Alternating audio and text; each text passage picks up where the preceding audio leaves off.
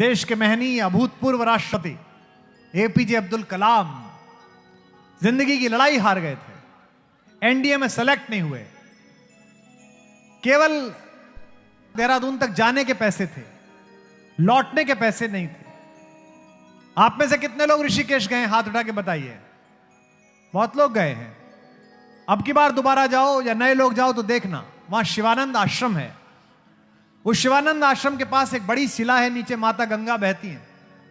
शाम के समय जब पैसे नहीं थे तो सोचा कलाम साहब ने कि बहन के गहने गिरवी रख के आया था, सोचा था पायलट बन जाऊंगा, जहाज उड़ाऊंगा, सिलेक्शन नहीं हुआ, अब वापस जाने के पैसे नहीं है, ऐसे जीवन का क्या फायदा, आत्महत्या कर लेता हूं। उन्होंने अपनी आत्मकथा में लिखा है, पढ़ना उनके अग्निगुणान, विंग्स ऑफ फायर, उसमें लिखा है कि मैंने सोचा कि मैं आत्महत्या कर लेता हूं। शाम के समय टहल रहे थे, इसी उद्विग्नता के साथ के कूदूं, संध्या करके आरती करके माता गंगा को प्रणाम करने के लिए स्वामी शिवानंद जी निकले। उन्होंने देखा एक लड़का चहल कदम कर रहा है और बिल्कुल कोने पे आके रुकता है। पुराना अनुभव, ज्ञानी आदमी, तपस्वी संत पहचान गए। बोले बेटा एक सेकंड रुक, यहां प्रणाम महाराज। क्या हुआ बेटा, यहां से कैसे घूम रहा है, गिर जाएगा, नीचे गंगा है। आंख में आंसू आ गए। स्वामी जी ने कंधे पे हाथ रखा, बेटा क्या बात हो गई, कहां से आए हो?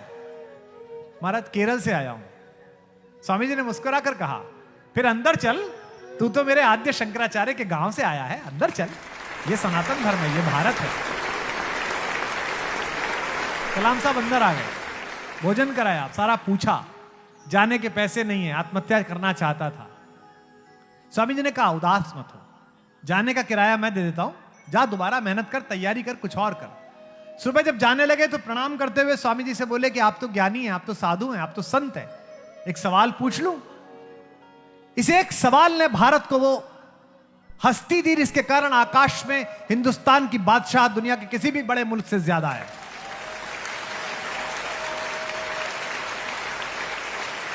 इतनी नई कंपनियां अमेरिका खड़ा नहीं करता जितनी हम मिसाइल फेंकते हैं आकाश में। पूरी दुनिया किराए पे मिसाइल फेंकवाने आती है हमसे, श्रीहरिकोटा से।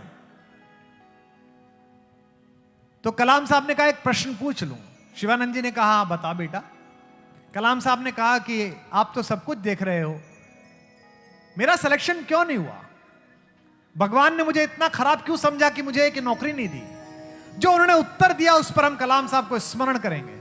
शिवानंद जी ने कहा नहीं नहीं, तू असफल नहीं हुआ है। भगवान ने तुझे नौकरी इसलिए नहीं दी क्योंकि भगवान ने तुझे इससे भी बड़े किसी काम के लिए सुरक्षित रखा है।